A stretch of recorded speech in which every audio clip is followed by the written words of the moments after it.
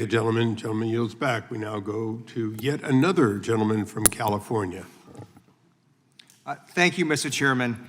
I'm a recovering computer science major, and when I was studying computer science, I thought, oh, neural networks, they're never going to work. So just take whatever I say with a grain of salt. All right, I'd like to just note for the record what happened. Congress established in the House of Representatives a bipartisan AI task force. I was the co-chair, and there were 12 Democrats, 12 Republicans, and we all agreed on over 80 recommendations in a bipartisan manner, a number of which could be turned into legislation. And instead, the Trump administration basically says, no, we don't want Congress doing anything, and we'll go to the states and not have them do anything. We'll have zero regulation. And the Trump administration tried to put in a 10-year moratorium ban on states that was opposed by 17 Republican governors, 20 Republican attorney generals, and 130 Republican state lawmakers. And then that 10-year proposed ban failed 99-1 in the US Senate, a spectacular rejection of what the administration was trying to do. So now we're in a place where the actual reality is, it's not whether we're going to regulate AI. It's, do you want 17 states doing it, or do you want Congress to do it? And with that lead in, Mr. Thierer, I know you were a supporter of the AI moratorium. Your approach failed. So now we're in this new sort of position since it's failed. I'm curious, what areas do you think Congress should regulate in? Because it's clear we're not going to preempt with nothing, sure, right? What are the things that you think that would be helpful for the American innovation? Sure. Well, first of all, Congressman, I want to thank you for your leadership on this with Representative Overnolte, with the House AI Task Force, and then also the legislation that you did mention that you sponsored on this. I think that was a good starting building block for what we can do. We've heard many other members here today talk about the sort of things that NIST could be doing, or the new CASI, which again is a carryover from the AI Safety Institute. We could take some of the ideas that are already been percolating at the state level, including in California and New York and others, to basically build upon what can be done in federal legislation.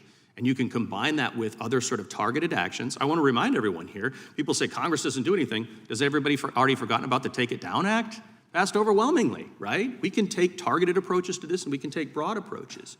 The point is that we can't have the technocratic design of regulation being done in a patchwork like this, or that is going to create serious problems for American innovators as we continue to try to race against China to build out our capacity.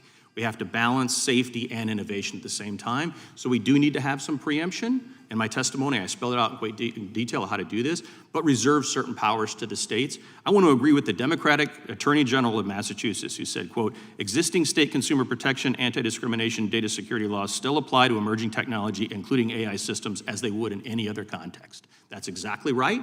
States can continue to do that, but we need to have a federal framework to make sure we get this done right.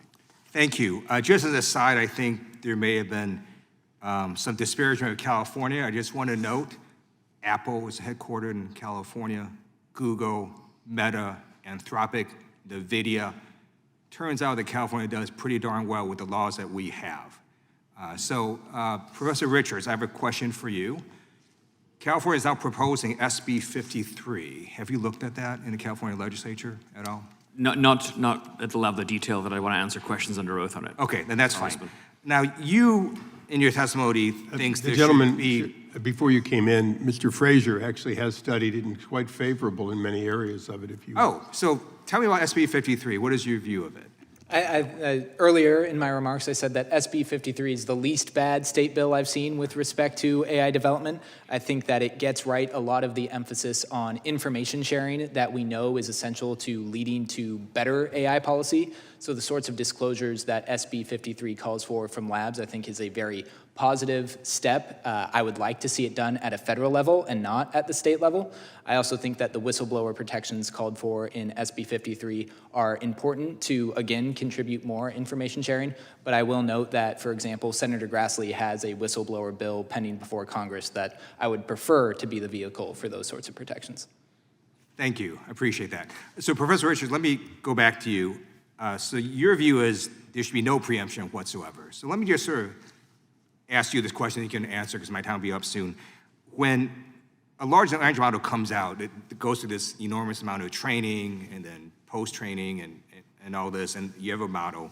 So let's say one state says, you know, we're going to mandate testing. Another state says we're not going to mandate testing. A third state says, not only are we going to mandate testing, we're going to mandate the 27 specific areas where you have to test. And then another state says, we're going to go even further than that and do, you know, 35 specific areas and be very specific what you have to disclose, and on and on.